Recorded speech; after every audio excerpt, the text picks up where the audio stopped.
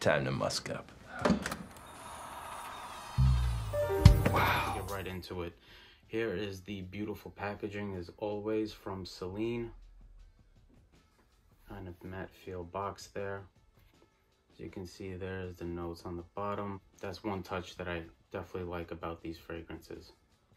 Okay, so to get this open, do a little peel there on the side. I think this is definitely a little nice little touch. Add there. This opens up. You can see there the beautiful, gorgeous packaging there. One of the best packaging in my opinion right there.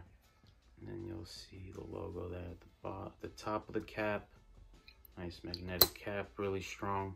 Now on paper, it doesn't look complex, but we'll get into that. But the notes here are juniper berry, bergamot, orris butter, vetiver, and cedar. So Heidi Slimaine's inspiration here was a double-breasted, I think a suit jacket, and it's supposed to be the day version of black tie. Now, I kind of agree with that a little bit, and I'll get into why. But personally, this fragrance is really, really good.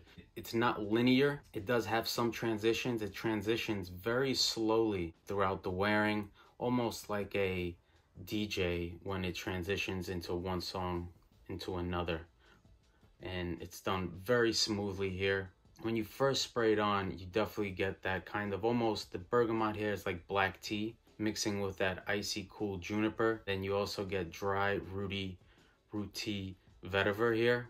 Though all those notes mixing almost gives me an impression of galbanum. Very dry, green, cool, fruity. Like the opening is really, really good. I wish it would last a lot longer. About 30 minutes after the opening, that's when it slowly starts to transition into the base. And basically what my nose is picking up is the juniper starts to calm down.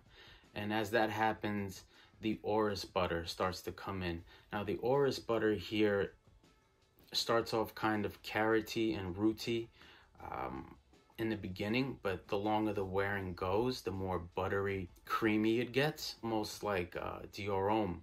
It's evident that many of the fragrances that he made for Celine were definitely has some inspiration from Dior Homme.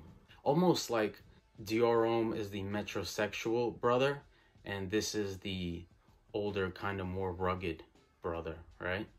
Absolutely signature scent worthy. This stuff, this is easily, like many of the Celines, you can just spray and go. You know you'll smell good, and you won't have to worry. You know, they last on skin, but they don't project overly. This isn't going to announce your arrival. French perfumery done very, very well. One thing I really do want to get into is they say that this is the daytime version of black tie. I personally think this is a blend of a couple, well, 3 different fragrances that Celine has. Bois Dormant has that same dry cedar that you get in black tie. And another thing I want to mention, the cedar runs through the top to the base in this fragrance as soon as you spray it on. All the other notes kind of play around the cedar. I get that same dry cedar that I get in black tie. I also get that green leathery touches that you get from Reptile, and I also get the rooty vetiver that you get in Eau de Californie. Now in Eau de Californie, they say that the Palo Santo is not a note, but rather an accord. And when you smell Eau de Californie, right away, it's obvious that there's vetiver in there, but vetiver is not a note in Eau de Californie, but it is here. And so I think they took that same vetiver and they added it here.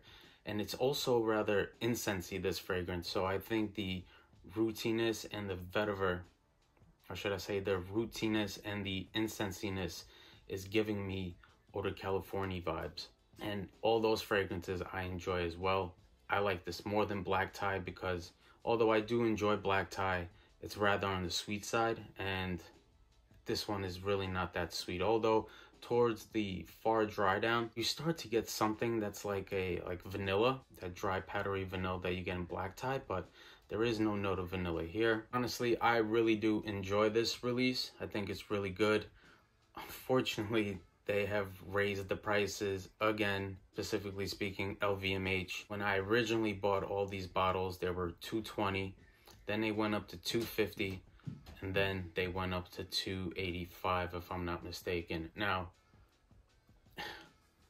it's crazy to say, but in these crazy times of inflation, $285 is okay, right? Once it starts going in that 300 range, with something better, I would say, but at the moment, this does the job.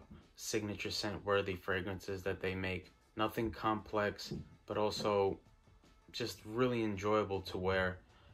I get a good 12 hours out of this, so if you're into performance and all that stuff, you would have no issues here. And yeah, that is Bois Dormant. Take care. Bye.